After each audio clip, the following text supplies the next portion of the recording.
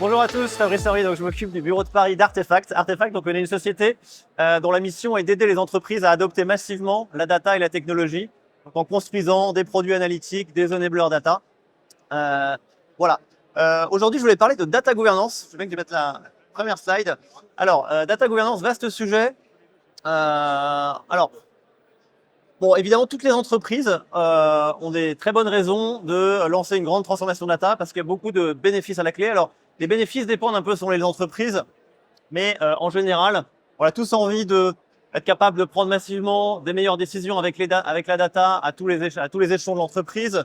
On a envie de se doter de capabilities avec des produits basés sur de l'IA, par exemple des produits de forecasting, des produits pour outiller les call centers, pour outiller les vendeurs, etc.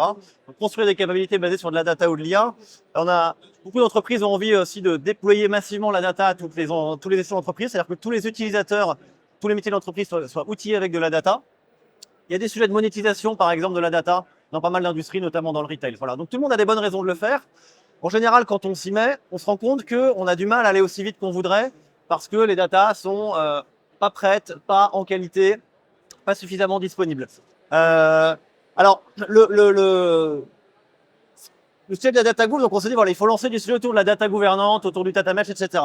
Il y a beaucoup de promesses, beaucoup de buzzwords sur ces sujets-là. On dit qu'il faut s'organiser, utiliser des concepts de data mesh pour s'organiser de manière fédérée.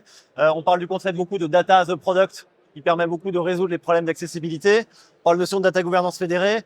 On parle beaucoup de self-service data platform, self-service BI, etc. Voilà.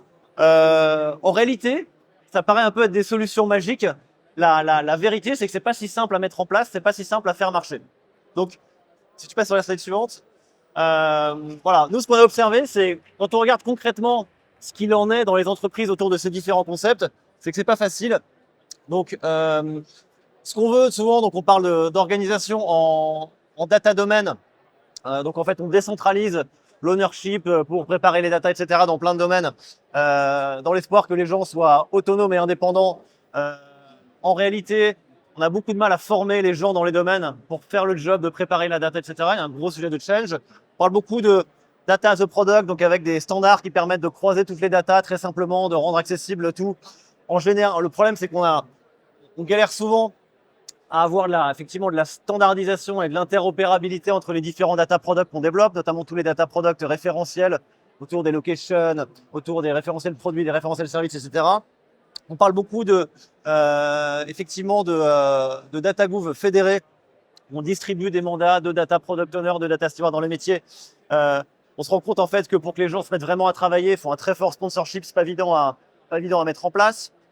Et on parle beaucoup aussi de self-service data platform qui fait que tout le monde très vite va pouvoir accéder à la data et qu'en quelques mois ça va marcher. En réalité, très souvent, après 18 mois, quand on regarde le degré d'accessibilité de la data en self-service, au bout de 18 mois, on n'a souvent pas encore grand-chose. Il y a beaucoup de sujets. Hein. Il y a construire une bonne data platform, il y a être clair sur l'access management, à qui on donne accès à quoi. Voilà. Donc, en vrai, ce qu'on voulait vous dire, c'est que c'est pas facile de fabriquer le sujet sans data, malgré tous les outillages, tous ces concepts de data mesh, data as a product. Ça prend quand même pas mal de temps. Nous, ce qu'on voulait vous raconter, c'est quelques conseils hyper concrets qu'on a vu marcher chez des entreprises. Nous, voilà, notre métier chez Artefact, c'est de faire marcher des produits analytiques. Donc, on a une approche hyper pragmatique et concrète pour résoudre ces problèmes d'accès à la data. Alors, voilà, on va vous raconter 6 petits points six leviers concrets qu'on a vu fonctionner. Alors, il y a un premier sujet autour de la data gouv, c'est que c'est quand même beaucoup de jargon. C'est des termes assez compliqués. On parle de data steward, on parle de data mesh, data as a product, etc. Un truc qu'on a vu marcher pour aligner et embarquer toute une entreprise, c'est utiliser des métaphores hyper simples. Par exemple, je vous donne un exemple. Chez Carrefour. Carrefour, par exemple, tout le sujet de data catalogue, etc. On a fait une métaphore très simple en le disant, on parle de data supermarket. Data supermarket. Donc, finalement, ça parle à Carrefour. Data supermarket, c'est le supermarché de la donnée. Il y a un endroit où on peut accéder à de la data et puis on peut filer la métaphore. On peut accéder à des matières un peu brutes, qui sont des datasets élémentaires. On peut accéder à des datas qui sont raffinés, des datasets bien préparés, qui sont un peu comme des produits packagés. Voilà. Donc l'idée, c'est d'avoir un vocabulaire hyper simple, qui soit adapté au contexte et à la culture de l'entreprise. Premier sujet. Deuxième sujet, très souvent le problème, c'est ce qu'on délivre dans la data gouv.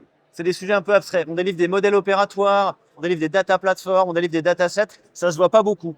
Un truc qu'on a vu fonctionner, c'est quand on veut étudier le progrès d'une initiative de data gouv, de data management, etc., la façon d'en parler, c'est de montrer non pas des produits data, mais des produits business.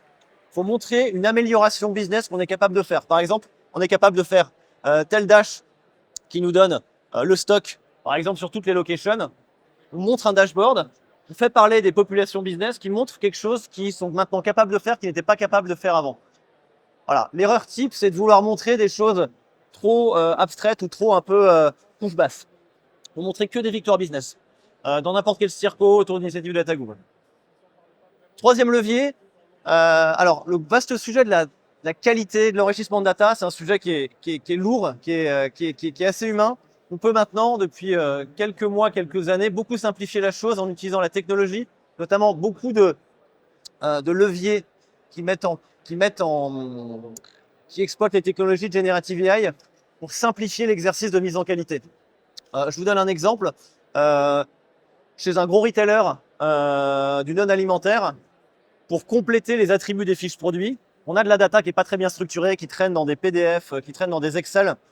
On met en place des algos de Generative AI qui sont capables de remplir automatiquement 90% des champs des attributs. Extraire par exemple d'une description produit qui est un texte, la couleur du canapé, les dimensions du canapé, etc. Donc l'exercice de data quality peut vachement être facilité, accéléré en exploitant proprement toutes les technologies de Generative AI, les transformers. Voilà.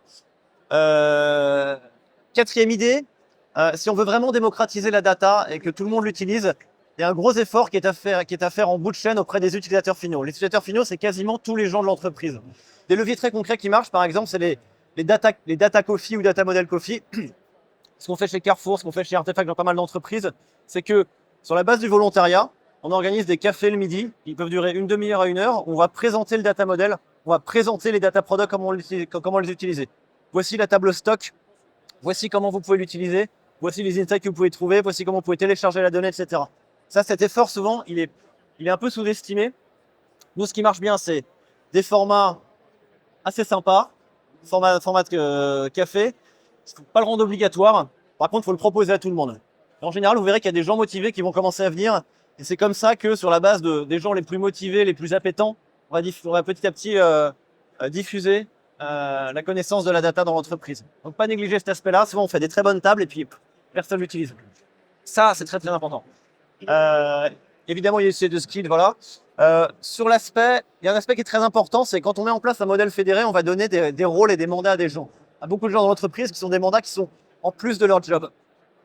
La grosse difficulté dans les modèles fédérés, c'est d'obtenir la motivation des gens.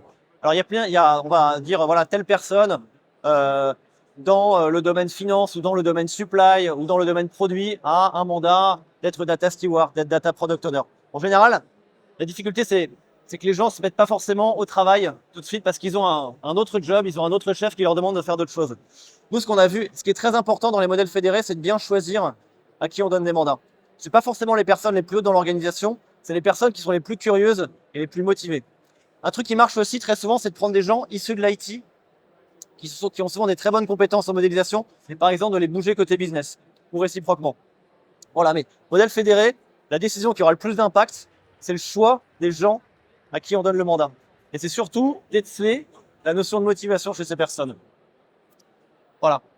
Démontrer de progrès, c'est un peu la même idée que pour présenter dans la partie bien more pragmatique and visible. C'est pour que ça marche, en fait, il faut vraiment utiliser, il faut être opportunistique, il faut être opportuniste au sens s'adosser à des initiatives stratégiques business de l'entreprise. L'entreprise a besoin, je sais pas, d'être meilleur sur ses stocks. L'entreprise a besoin de monétiser sa data. Ces grandes initiatives stratégiques, il faut vraiment adosser la data gouv pour permettre de réaliser ces victoires business beaucoup plus rapidement. Et ensuite être capable, toujours pareil, au lieu de montrer un succès de data gouv, de montrer en quoi la data gouv a permis d'accélérer une initiative stratégique de l'entreprise. Voilà, c'était six petits conseils un peu concrets qu'on a vu fonctionner dans pas mal d'entreprises. J'espère que ça vous a utile et puis ravi de poursuivre la discussion sur comment ça peut s'adapter à vos contextes. Merci beaucoup.